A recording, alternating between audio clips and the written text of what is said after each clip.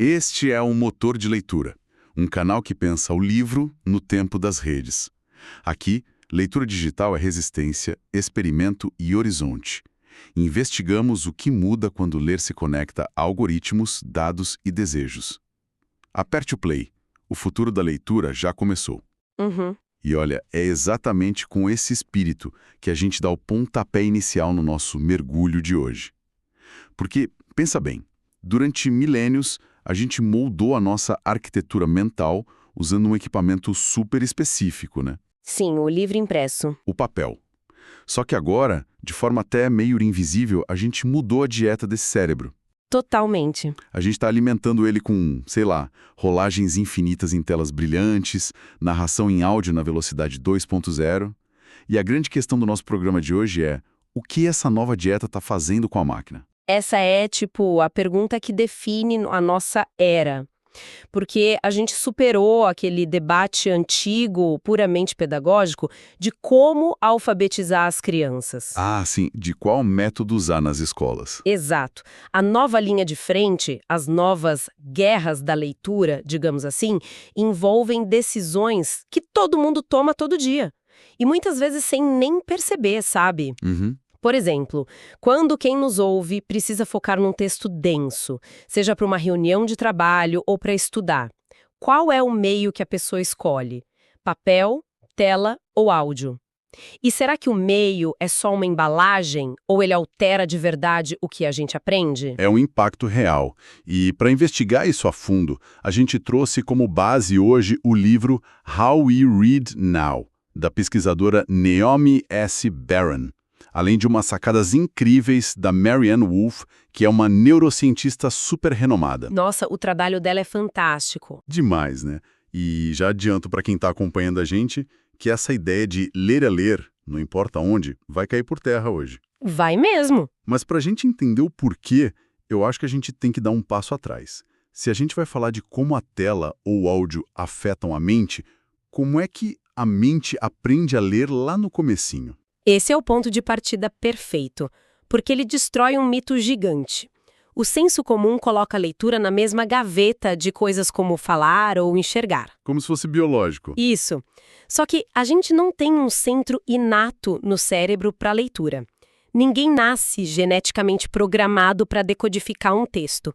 É uma invenção cultural. Peraí, então toda vez que alguém aprende a ler do zero... O cérebro faz uma gambiarra. Uma gambiarra evolutiva, adorei isso. É literalmente isso, sabe? A neurociência mostra que o cérebro tem que forjar um circuito totalmente novo. Ele meio que sequestra pedaços do córtex visual que antes serviam para, identificar rastros de animais na selva. Caramba. E conecta isso com a linguagem. Essa é a famosa plasticidade. Mas o grande lance é que esse circuito continua plástico a vida toda. Ele obedece àquela regra neurobiológica clássica. Aquela do use ou perca. Exatamente. Se não usar, atrofia. Então, se eu pensar nisso, como um equipamento de academia... Faz sentido. Ler um livro físico pesado, daqueles de 800 páginas, é como levantar pesos livres, certo? Você dita o ritmo, você estabiliza o movimento. Nossa, essa analogia é perfeita. O papel é o peso livre que treina o cérebro para tal da leitura profunda. E ele faz isso porque o objeto livro tem o que o pessoal do design chama de affordances. Affordances? Como assim? É características físicas que convidam você a usar o objeto de um jeito específico. Pensa numa porta com uma maçaneta achatada. Ela convida a empurrar. Isso, e uma alça curva convida a puxar.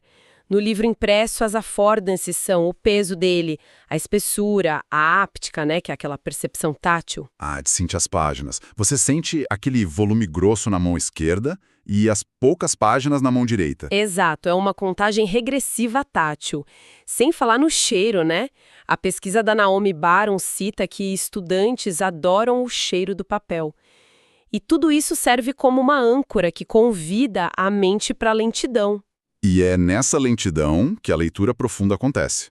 Aquela coisa de criar empatia, analisar argumento longo. Perfeito. Você precisa de tempo mental para que esses processos mais sofisticados liguem as engrenagens. Tá, mas olha, eu preciso fazer o papel de advogado do diabo aqui um pouquinho. Lá vem, tô preparada. Porque Assim, a realidade de quem está nos ouvindo é o bombardeio de informação. É notificação o dia inteiro. Então, quando a gente abre um artigo e começa a pular de link em link, escaneando o texto... A hiperleitura. Isso, a hiperleitura que a Catherine Hayes estuda, né? Isso não seria só a gente evoluindo? O cérebro poupando energia para sobreviver nesse caos de dados? É um ponto excelente. E sim, como tática de sobrevivência a curto prazo, a hiperleitura é genial. Ela conserva energia cognitiva. Então a gente tá certo em ler assim. Calma. Poupa energia hoje, mas cobra um preço amanhã. Lembra da regra do use ou perca? Se a hiperleitura vira o único jeito de ler, o circuito da leitura profunda atrofia. Ah, entendi. É como se eu largasse os pesos livres e ficasse só andando numa esteira motorizada. Uma hora eu não consigo mais carregar as compras do mercado. Exatamente isso. E aí que entra o problema das telas. Porque o que acontece quando a gente tenta pegar um texto super denso e ler no tablet ou no celular? O que acontece? A destruição da memória espacial. É fascinante. O nosso cérebro mapeia texto usando o espaço físico, como um palácio mental. Nossa, sim. Sabe quando a gente lembra que uma informação importante estava bem no cantinho esquerdo, lá embaixo, na página direita do livro? Isso, o cérebro tirou uma foto da geografia da página. Mas e na tela? Na tela não tem página fixa. A tela é esteira. A rolagem, o scrolling. O scrolling destrói a âncora. Como o texto está sempre subindo ou descendo, não tem canto inferior esquerdo. O cérebro gasta tanta energia tentando se localizar no espaço virtual que sobra menos banda larga para entender o conteúdo. Caramba, a gente cansa sem perceber. E o mais bizarro que a Naomi Barron traz é o paradoxo da confiança. Está aprendendo mais, né? Sim. Os estudantes juram que entendem melhor na tela. Eles acham um máximo porque leem mais rápido. O olho passa rasgando pelas palavras, o cérebro reconhece e pensa, li rápido, entendi tudo. Só que na hora da prova... Na hora da prova, o desempenho cai no abismo, principalmente em questões que exigem inferência ou pensamento abstrato. A pessoa patinou no gelo achando que mergulhou fundo no lago. Pois é. Mas assim, para ser justo, a gente não pode simplesmente demonizar a tela. O próprio material que a gente está analisando deixa super claro que o digital tem um lado incrível de democratização. Com certeza, a gente não pode negar isso. Tipo, recursos educacionais baratos, acesso rápido e a questão da acessibilidade, né? Achei isso fundamental nas fontes. Sim, é o lado brilhante da tecnologia. Para quem tem dislexia, por exemplo, ou transtorno do déficit de atenção, o papel às vezes é uma barreira enorme. Na tela, você aumenta a fonte, muda o contraste, ajusta o espaçamento das linhas. Isolamento de linhas, né? Para não dar aquela sobrecarga visual. Exato. Isso salva a experiência de muita gente. Então, se a tecnologia não é a grande vilã, onde é que a conta não fecha? Por que o desempenho geral cai tanto? Porque o problema não é a tela de vidro, é a nossa mentalidade digital. O aparelho que a gente usa para ler Machado de Assis é o mesmo que apita com notificação do Instagram a cada 2 minutos. O meio digital é feito para entreter e interromper. A gente leva a ansiedade do feed para o texto denso. Exatamente. A pressa já vem embutida no aparelho. O que me leva a uma curiosidade gigante. Se a tela puxa a gente para distração, a fuga óbvia não seria simplesmente fechar os olhos? O que explica o boom dos audiolivros e dos podcasts. A revolução do áudio. É uma fuga inteligente das telas ou é só mais um atalho preguiçoso? A história de como a gente chegou no áudio explica muito. Tudo começou com Napoleão Bonaparte, acredita? É sério? Como assim? Ele precisava que os soldados lessem mensagens no escuro para não acender vela e entregar a posição para os inimigos. Ler com as mãos? Isso inspirou o Braille depois. Mais tarde, gravaram áudios para os veteranos cegos da Segunda Guerra. E aí, nos anos 70, inventaram o Books on Tape. E sabe para quem? Para quem viajava muito? Motoristas americanos entediados naquelas estradas infinitas. Era estímulo para não dormir no volante. Nasceu para tampar buraco de tédio, então. Mas, cognitivamente, ouvir é a mesma coisa que ler? Foi o que a Universidade de Berkeley quis descobrir. Eles botaram uma galera naquelas máquinas de ressonância magnética. Para ver o cérebro em tempo real. E pediram para metade escutar o podcast The Moth Radio Hour, com aquelas histórias reais super imersivas. A outra metade leu a transcrição das histórias numa tela. E deu diferença? Nada. Absolutamente nenhuma diferença nas áreas que representam o significado das palavras. A semântica acendeu exatamente os mesmos neurônios. Sério? Entrou pelo olho ou pelo ouvido, o cérebro entendeu o sentido no mesmo lugar. Mesmo lugar. Cognitivamente, a decodificação da história é idêntica. Caramba! Mas, olha, eu sinto que tem uma pegadinha nisso. Porque a experiência de ouvir um livro lavando louça não é a mesma de sentar no sofá e ler. Não, não é. Sabe como me parece? É tipo você pegar carona num carro a 120 km por hora. Haha, adorei. Desenvolve isso. No carona você não tá no controle. Você chega no destino final, você descobre o resumo da história. Mas, se passa uma paisagem linda, tipo um argumento filosófico complexo, você não consegue pisar no freio para refletir. O narrador é quem dita o ritmo da viagem, e ele não para. É o tal do lockstep, né? O ritmo forçado. E é isso que abre a porta para o maior inimigo do áudio, que a neurociência chama de mind wandering, a divagação mental. Quando a gente começa a pensar na lista do supermercado. Sim. Pensa só, quando você está lendo no papel e a cabeça voa para outro assunto, o que acontece com o seu olho físico? O olho trava. Ele para de varrer a página. Exato, o mecanismo visual congela. Você percebe que se perdeu e volta. Mas no áudio, meu amigo... O narrador continua falando sozinho. E como continua? Pode passar 2 capítulos inteiros enquanto você estava lembrando de um problema do trabalho. É uma atitude muito passiva. Então, para quem está ouvindo a gente agora e adora áudio, tem alguma saída? Algum truque para não se perder? Tem uma estratégia sensacional que as fontes trazem. É fantástica para a educação, inclusive. Áudio mais texto.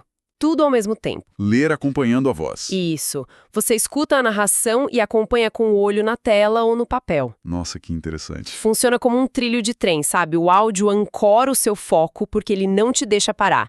Ele empurra o ritmo. E a visão na página prende a sua atenção na ortografia, na pontuação. Blindagem total da atenção. Sim, para quem tem dificuldade de focar ou não tem paciência com textos difíceis, é uma ferramenta mágica. E o áudio dita o ritmo para nós. Parece que a gente está no meio de uma transição cultural violenta. Não é só sobre formato de arquivo.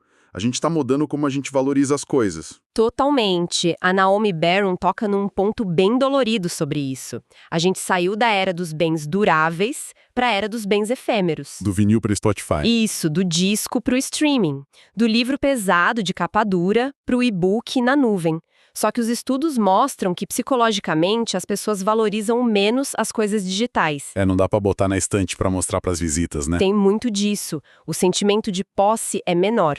E o perigo real é que essa mentalidade efêmera está contaminando a relação com o livro impresso. Contaminando como? Os professores relatam que os alunos hoje abrem um livro físico e acham simplesmente chato, porque eles já chegam esperando o infotenimento das telas, a cor piscando, o hiperlink. Caramba. Então o risco não é o fim das editoras, ou do papel em si. O risco é o fim da nossa paciência para ler. A erosão total da paciência. Esse é o ponto. Mas, então, o que a gente faz? Porque, convenhamos, o letramento digital não vai voltar atrás, a gente não vai jogar os tablets fora. A gente está condenado a uma sociedade com déficit de atenção permanente. Tem alguma saída prática para quem tem que estudar ou trampar hoje? Tem, e ela é super prática mesmo. A solução das pesquisadoras é desenvolver o que elas chamam de um cérebro biletrado. Biletrado, tipo bilíngue. Exatamente. Pensa numa pessoa fluente em 2 línguas. Ela troca do português para o inglês naturalmente dependendo de quem está na sala, certo? A gente precisa aprender a trocar as engrenagens de leitura com essa mesma intenção. Ter a intencionalidade. Isso. Sabe aquela regra famosa do Michael Pollan sobre comida? Aquela do coma comida, não muito, principalmente vegetais. Essa mesma. A gente pode adaptar ela para o consumo de texto para sobreviver hoje. Ficaria tipo, leia mais, mantenha o foco quando fizer isso, o meio importa. O meio importa. Faz todo sentido. A tela é imbatível se o objetivo for escanear os pontos principais de um relatório que eu tenho que apresentar em 10 minutos, né? Perfeito. A ferramenta certa para a tarefa certa. E o áudio brilha se eu tiver que ir para o trabalho de ônibus ou caminhando. Com certeza. Mas se a tarefa exigir profundidade, tipo estudar para a tese de mestrado ou mergulhar nas emoções de um romance difícil, Aí o peso livre da academia entra em cena. ou papel, ou pelo menos a disciplina quase espartana de desligar o Wi-Fi e ler na tela sem scrollar freneticamente. O meio é inegociável nessas horas. Muito bom. Olha, essa nossa conversa é tipo um alerta urgente para a gente se ligar, né? Sem dúvida. A gente viu como a plasticidade do cérebro é incrível, mas é uma faca de dois gumes. Se não treinar, o músculo murcha. Atrofia mesmo. A gente entendeu o porquê do papel nos ancorar e criar aquele palácio mental que a gente discutiu. Derrubamos também o mito de que tela significa aprender mais rápido, né? É ilusão. Pura ilusão de fluência. E vimos que o áudio e o texto juntos podem ser o trilho que salva muita gente da distração, por acabar. Manda. Se os circuitos do cérebro realmente mudam fisicamente dependendo de qual ferramenta a gente mais usa, se a gente deixar o formato fatiado e acelerado do digital dominar totalmente as escolas e o nosso dia a dia. O que acontece com a arquitetura mental do futuro? Se a gente jogar fora o único equipamento que treina nossa atenção e empatia profunda, será que a gente não está correndo o risco de perder coletivamente a habilidade de resolver as grandes crises da humanidade? Porque resolver problema complexo exige muita paciência para refletir. Fica o convite para quem nos ouve pensar sobre isso. Uma reflexão fortíssima. Então é isso. Até o nosso próximo mergulho.